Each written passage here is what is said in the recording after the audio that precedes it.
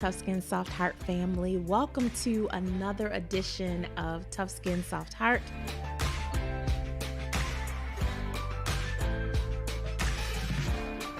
Hey now, Tough Skin Soft Heart family. I am so grateful that we are gathering.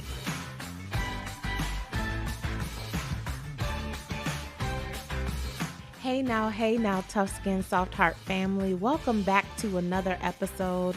And really just welcome back to our community table.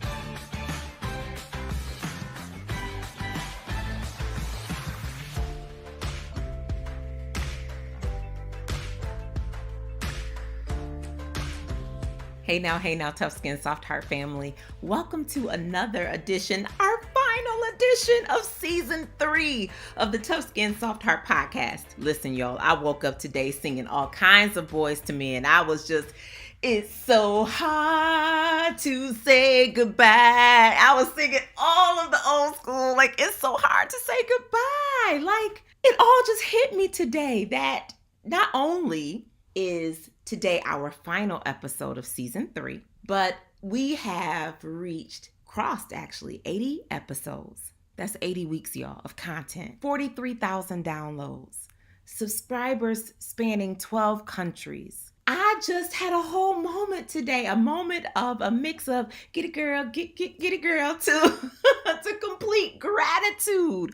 I'm so thankful, y'all. I look back at what we've accomplished, and I've been running into you all in community and running into you via virtual social media community, and you have just been filling my well with stories of sharing how, you know, we have some skin in the game now where you can go back and listen to episodes to encourage you, to uplift you, to inspire you, to help you strategize as you lead, love, and serve in transformational ways. We have a whole archive, y'all, of just amazing content. And I have been encouraged by hearing you tell me that either you've gone back and you're binge listening to former seasons, or you're going back and listening to episodes with loved ones and partners and your children. It's just been blessing me to hear, because low key, y'all, I've been doing the same thing.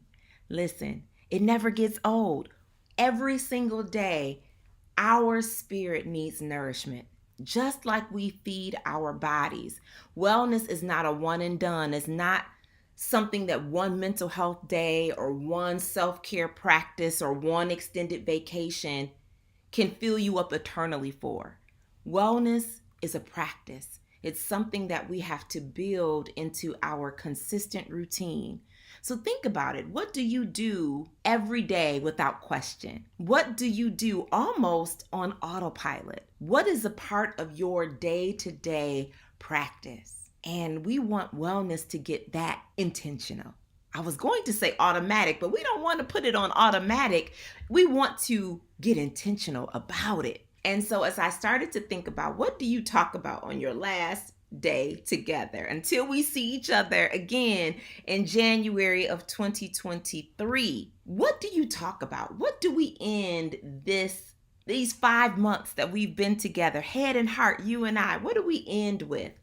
Well, you know, this entire month of May, we've been calling this our Deuces edition. We've been going back to some of the hottest topics, the most interesting and well listened to podcast episodes of the season. And we've been adding a part 2 because we just couldn't get it all in those 15 minutes. And so one of the episodes that you all have radically loved is The Mind of a Finisher, where we talked about pace. And one of the things that we talked about in pace is the very fact that pace, specifically using our yes and our no as boundaries, because our no is like an emotional metronome. Y'all remember metronomes? Any other instrument players?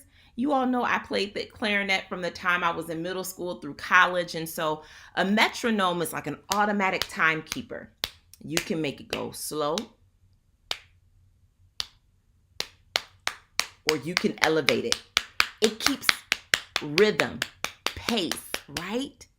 And so in our lives, how we create boundaries with what we say yes to and what we say no to acts as a metronome. And so I had an experience this week that I thought this is what we should end on. This is going to be our deuces to that conversation, our part 2.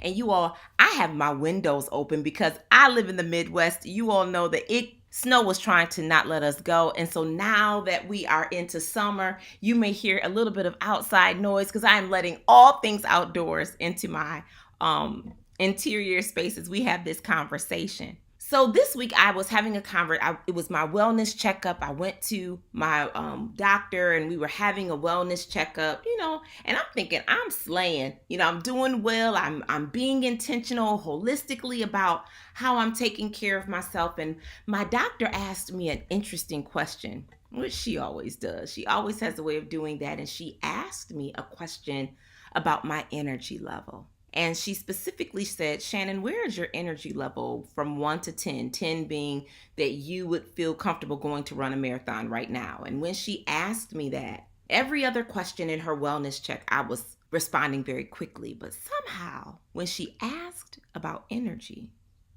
I got quiet. And I went into a space of just reflective pause. And my response, honestly, y'all, was I said, I'm at a 4. And she said, good, because I noticed on your social media. And I was like, ooh, this is what happens when your doctor is cool with you on social media and she gets this full holistic picture into your situation. No, just lovingly and teasingly, y'all. But my doctor said, Shannon, I can see that just with the pace of things that are happening with you in your life and in your leadership. And she said, Shannon, pace is a wellness word. She said that our energy is often a reflection of our pace. And what struck me in her words was that, sometimes we're doing really good things, but we can have too many good things going on that can produce stress because it's not giving us time or it's not giving us room for sustainable pace. And when she had that conversation with me, I realized that one of the things that I need to do better of, and it's perfect time of the year to do it with school getting out soon, is slowing down. And so I bring this as a conversation to the family. It's really interesting. I started meditating on the fact of how many times in culture we say things to one another like, oh, I don't know how you do it. Oh, you are just a busy bee. Energizer bunny, that's what you are. Right? And if we're honest, all of those phrases of, I don't know how you do it, child, I don't know how you do it, girl, I don't know how you do it, or you are just a busy bee, you just go, go, go. These are all pop culture ways of telling someone you are overworked and overextended. Think about it. Think about the last time someone said that to you or you said it to someone else. What you were low-key and maybe lovingly or passive-aggressively doing was really calling that person out without calling them out. Or maybe you were calling them in before they got a call out to say, I see noble work that you're doing, but is it too much all at once? And so I've been meditating on pace. And here are some of the things that I've been looking at. I think I've shared this with the family before. I love a good time study. I often use my Google Calendar to list in full every single thing that I do within a day.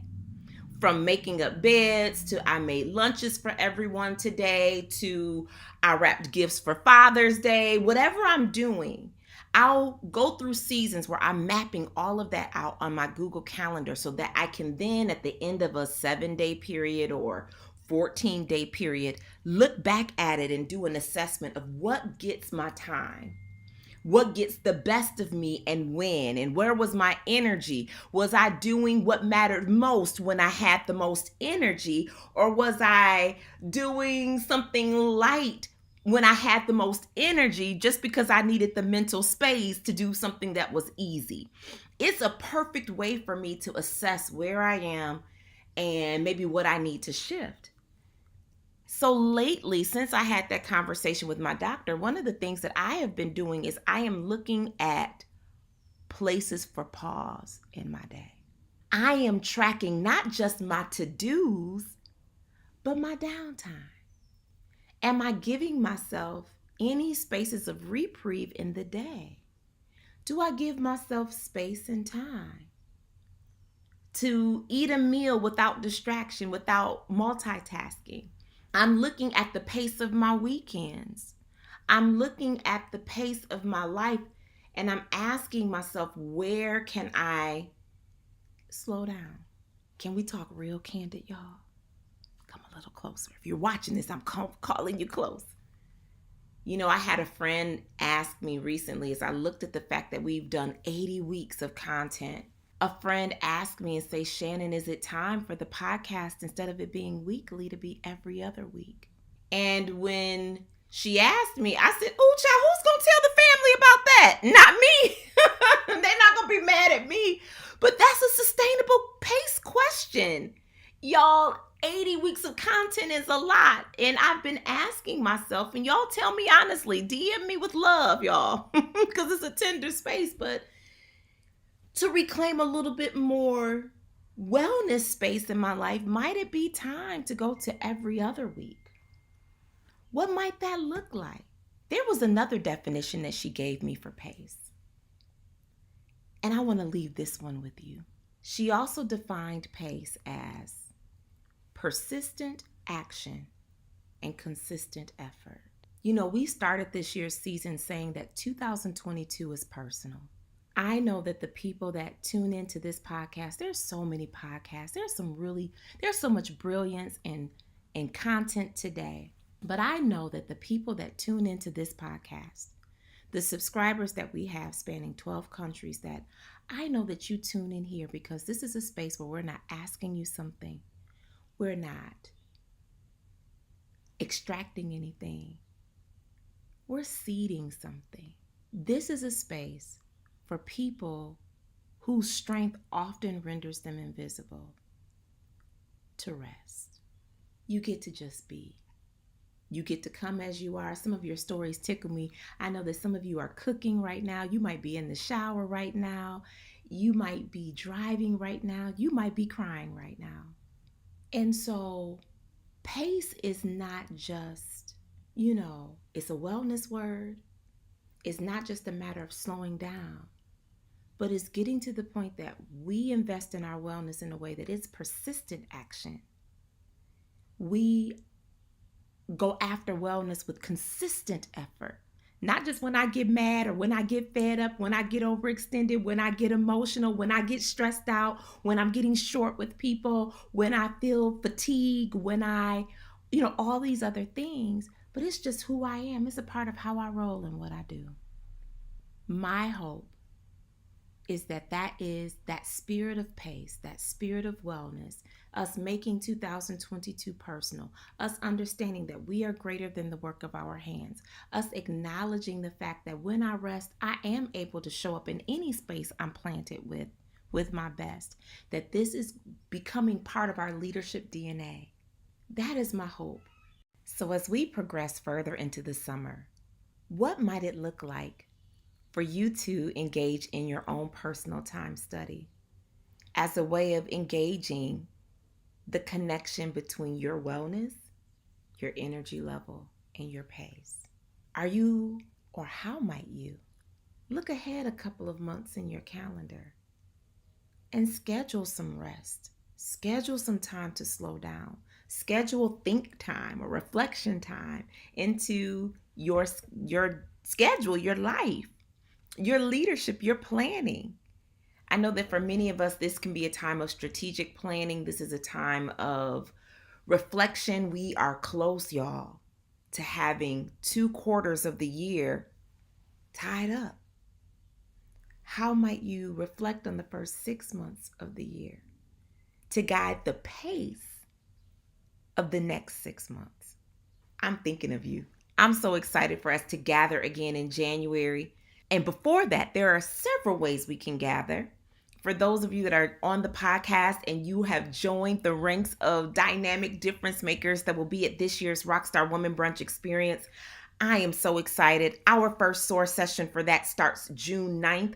And then we go June, July, August, leading us all the way into brunch. And so I'm just elated about what's happening 400 of you have already decided, even if you don't live in West Michigan, that you're coming in person. And then we have this strong and growing delegation of folks that said, I will be there virtually. We have some folks registered out of Boston, folks registered out of Texas. It's been so amazing. And even Canada, I can't forget our friends in Canada as well. So I'm just excited about what's brewing within us as a collaborative, as a family, as a collective.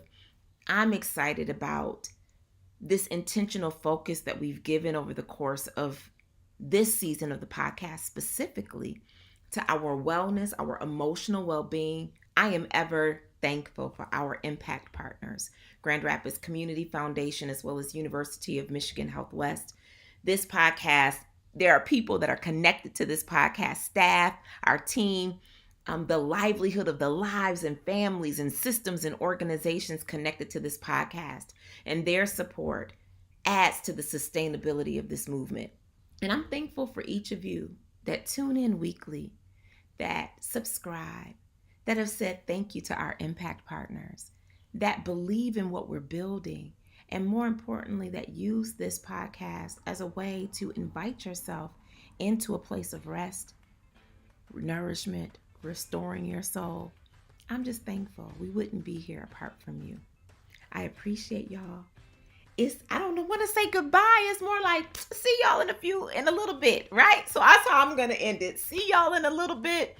See you on social media. See you virtually. See you in our e-love letter, because y'all know we don't do e-news. See you at Rockstar Woman Brunch in our source sessions. And we'll gather back in this place in January of 2023. Until next time. Podcasts during the month of May are sponsored in part by University of Michigan Health West. Family, it has never been more important to take care of your health, nor more convenient. University of Michigan Health West offers extended appointment hours that work for real life, mornings, evenings, and even weekends. Virtual appointments are also available. So don't let minor conditions turn into major problems. Find a convenient appointment that works for you at uofmhealthwest.org.